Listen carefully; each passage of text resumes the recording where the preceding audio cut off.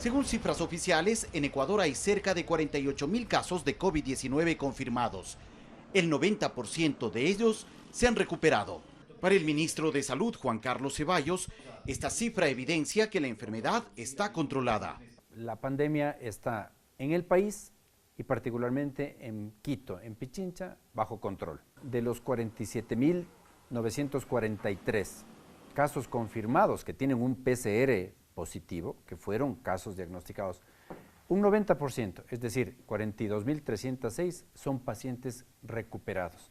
Esto es una suma de las llamadas que se han hecho a través del 171 a los pacientes que se contactaron inicialmente y que han dicho que se encuentran con pocos síntomas.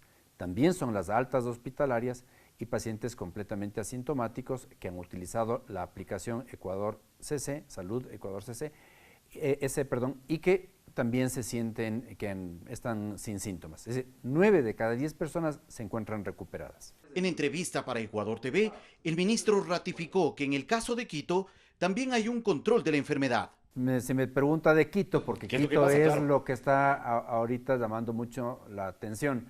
Y es que yo tengo una lámina que quisiera compartir, que es el comparativo de unidad de cuidados intensivos y que compara las ciudades de Guayaquil y Quito. ¿Cómo se muestra ahí estos indicadores? En la parte izquierda está abril y mayo, separados.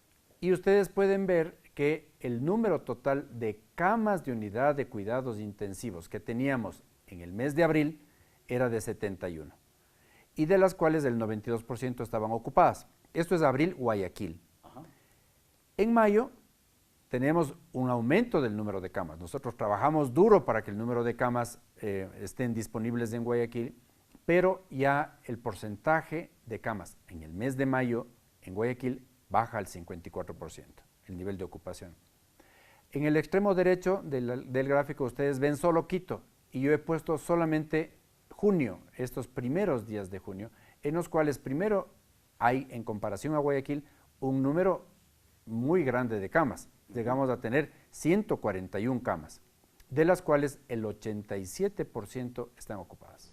En el caso de Quito. En el caso particular de Quito, en la promediación de los primeros días de junio. Y estamos hablando de la red de salud pública. Solamente la red que corresponde a los hospitales del Ministerio de Salud Pública. Entonces, estas cifras que yo estoy presentando, de manera que sean lo más comparativamente posible, indica claramente que el número de camas disponibles en la unidad de cuidados intensivos en Quito es mayor de lo que fue en Guayaquil.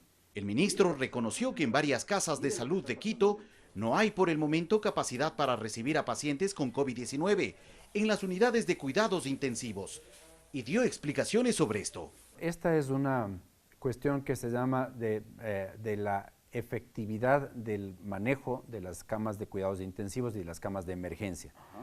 Hacer un hospital solo de unidad de cuidados intensivos es prácticamente imposible, por los tiempos, por el costo y además por el talento humano que trabaja. Sin embargo, nosotros hemos hecho adaptaciones.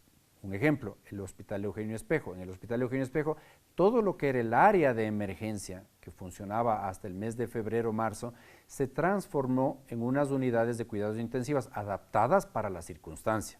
Esas no son unidades de cuidados intensivos que son completas. Y me refiero, por ejemplo, a datos muy puntuales. No existe en todos los habitáculos de emergencia presión negativa, por ejemplo, o oxígeno o aire centralizado. Esto es demasiado costoso, demasiado largo de hacer. Sin embargo, todo paciente que está en emergencia, tiene un cuidado completo, así sea con esta limitación, digamos. Y obviamente cuando se libera una cama, el paciente que estaba en una unidad de cuidados intensivos de esta que hemos puesto en emergencia pasa a la unidad de cuidados intensivos como debe ser. Ministro, ¿ustedes han logrado cuantificar cuántas personas actualmente están en unidades de cuidado intensivo de la red pública de salud de Quito? Sí, pero va cambiando eso de manera... ¿En promedio cuántas personas? Yo creo que es un 92% de lo que acabo de decirle. ¿De ocupación? Es decir, un 87% es lo que yo tengo en comparativo de junio. En los últimos 2 días es alrededor de un 92%, es decir que 92% de las camas están utilizadas. Si tenemos 141 camas, pues ese es el promedio que hay que hacer. El contagio grande se produjo en 3 eventos que para mí son importantes. El primero, cuando se anunció, y no se pasó a semáforo amarillo, sino que se anunció la posibilidad. Hubo un destape de una población que estaba contenida 60 días o alrededor de eso. La segunda, el Día de la Madre. Eso fue también un contagio que no estaba previsto, un contagio que no estaba, la gente no acató la resolución o las recomendaciones que tenemos. Y el tercero, algunas manifestaciones que se dieron públicas. Esos tres han incidido este momento de manera importante en la demanda de camas. Pero tenemos suficiente número de camas y estamos trabajando diligentemente para que no falten camas. Desde la red de salud pública de los hospitales, ¿hay entonces capacidad para poder responder casos? Así es, y eso me ratifico de manera muy enfática. Tenemos la capacidad como para responder. Nos estamos adaptando. Hemos designado, por ejemplo, el Hospital Pablo Arturo Suárez, que ha subido de una cantidad de camas que va desde 7 que teníamos ahora hasta cerca de 40 camas. Hemos adaptado un hospital móvil a las afueras para justamente tratar de solventar la salida de los pacientes de una manera programada, de una manera estructurada. Tenemos el Hospital Eugenio Espejo, que hice la transformación de emergencias. El Hospital Enrique Garcés igualmente se va a transformar de tener alrededor de entre 5 y 7 camas inicialmente a tener cerca de 40 entre hoy y mañana. También tenemos el Hospital Docente de Calderón. Importante hacer mención a esto porque no estaba programado que sea COVID. Sin embargo, hay una parte que atiende las enfermedades usuales, se operan los pacientes que tienen que operarse de apendicitis, por ejemplo, o los niños que reciben vacunación, pero se ha destinado 10 camas a COVID. Esa es la manera que nosotros nos estamos preparando. ¿Y cómo se ve el escenario inmediato en Quito frente a la pandemia? Van a haber más contagios. Ese es el componente natural de la enfermedad, la evolución natural de la enfermedad, de una enfermedad infecciosa. Uno se contagia y luego las consecuencias. Uno se cura, requiere hospitalización o en pocos casos desafortunadamente también fallece. Pero en el 90% de los casos, como le he mostrado, eso es prácticamente asintomático, la gente se cura. ¿Y esto no podría desbordar la capacidad de respuesta del sistema de salud? No, no puede desbordar porque si nosotros hacemos el comparativo entre Quito y Guayaquil, lo que sucedió en Guayaquil, eso sí se desbordó, porque hubo un aumento de contagios en un tiempo muy estrecho, en un tiempo muy estrecho. Entonces, el número de casos, el aumento fue exponencial. En Quito, las figuras que nosotros estamos viendo son muy paulatinas. Además, por otras cosas, porque tenemos otros indicadores que le estaba hablando anteriormente. Tenemos atenciones de enfermedades respiratorias en los servicios de emergencia. Eso es un indicador que nos dice cómo se ha comprobado. Y mire que nosotros hemos bajado de 627 hechas en un solo día, en marzo, el 18 de marzo prácticamente, a un promedio de los 13 días de junio, de los últimos 13 días de junio, de 183 casos por día, un promedio, cada día son 183. Entonces esto es que la situación está controlada, no hay un desborde de la situación. ¿Se podría pensar eventualmente en regresar a color rojo? Hemos hablado de un par de indicadores, número de camas y también del número de atenciones de emergencia que se tienen. Y yo digo que ese número de emergencias sostengo que no están bajo control, no están bajo los límites o lo que se permitía, lo que se prevía. Sin embargo, y otro elemento más son las defunciones. Miren, nosotros hemos llegado a tener el 31 de marzo 198 defunciones en Pichincha, 198. Entre ayer, anteayer y hoy no llegamos a 15. Es más, el día de hoy hay solamente un fallecimiento en lo que va del día. Es decir, entonces, eso también de alguna manera da certeza de que la situación está bajo control.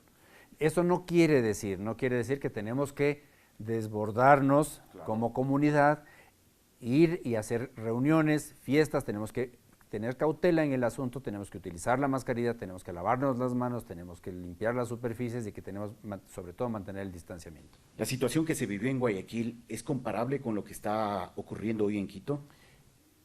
Hablamos de defunciones hace un De forma general. Tenemos la misma ocupación de camas, si usted quiere. O sea, en las 2 semanas de mayor demanda de camas en Guayaquil, es comparable en porcentaje a la de Quito. Sin embargo, el número de muertos, el número de defunciones, y yo no quiero minimizar porque cada muerto duele, es alrededor de 8 o 9 veces menos, lo cual en Quito comparado con Guayaquil. Entonces, eso hay dos consecuencias o dos interpretaciones de eso. Primero, que nosotros alcanzamos a activar todo el sistema de atención primaria de salud, el dispensario, el médico del barrio, los TAPS, los técnicos de atención primaria de salud, líderes comunitarios. Se reconocieron los casos muy prematuramente, muy oportunamente. Y también se hicieron derivaciones oportunamente a los hospitales. Por eso es que tenemos una cantidad de hospitalizaciones y de demanda de cuidados intensivos alta, por esas razones. Pero esos pacientes no mueren tanto como murieron en Guayaquil. El porcentaje, la magnitud de esa consecuencia es menor. Eso también me da tranquilidad. Eso también debe dar a la comunidad bastante tranquilidad, porque estamos controlando la situación. No quiero decir que la situación se ha superado, de ninguna manera. Tenemos que, y de nuevo, repito, tenemos que seguir con eso.